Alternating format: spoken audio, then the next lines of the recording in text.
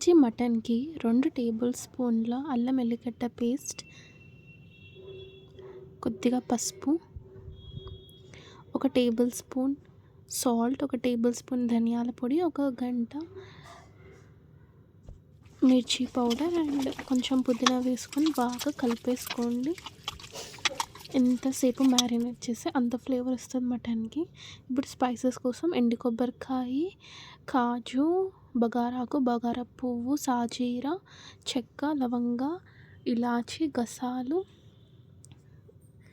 కస్తూరి మేతి, ఇలా ఇవన్నీ తీసుకొని సైడ్కి పెట్టుకోండి. ఇప్పుడు మనం పేస్ట్ కోసం ఫస్ట్ గసాలని బాగా వేయించండి కొద్దిసేపు. అలానే కాజు ఇంకా ఎండు కొబ్బరికాయ కూడా బాగా వేయించేసి ఇది మిక్సీ పట్టుకుందాం. కస్తూరి మేతి వేయించేటప్పుడు కొంచెం హీట్ తక్కువనే ఉండాలి, సో బంద్ చేసేయండి. ఇప్పుడు ఇవన్నీ స్పైసెస్ మిక్సీ పట్టండి. దానిలో కొంచెం వాటర్ పోసేస్తే మీకు మంచి పేస్ట్ అవుతుంది. ఇందాక మనం చూస్తున్నట్టు దానిలో ఇలాచీ, లవంగా, చెక్క వేసేస్తే కొంచెం మంచి ఫ్లేవర్ వస్తుంది.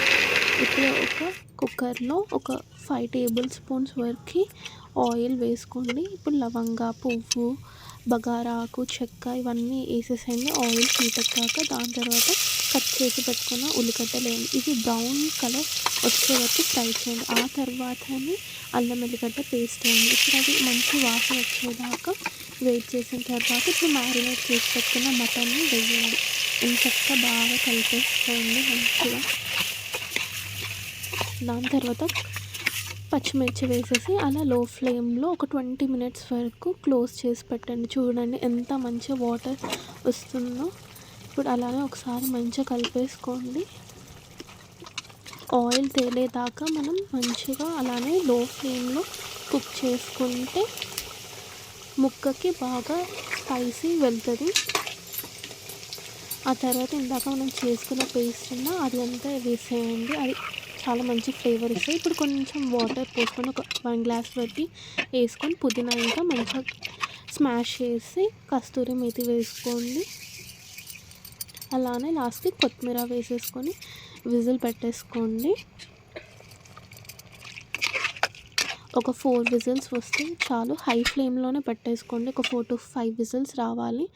అప్పుడే మనకి మంచి కలర్ ఇలా మంచి ఆయిల్ తేలుతుంది. సో పీస్ కూడా మంచిగా ఉడుకుతుంది.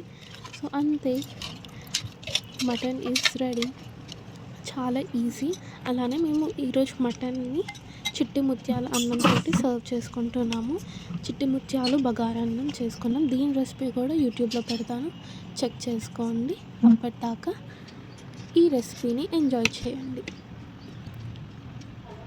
అలానే కర్డ్ తోటి సర్వ్ చేసుకోండి. మీరు కూడా ట్రై చేసి చెప్పండి టేస్ట్ ఎలా ఉందో. Please subscribe to our channel, like, share, comment.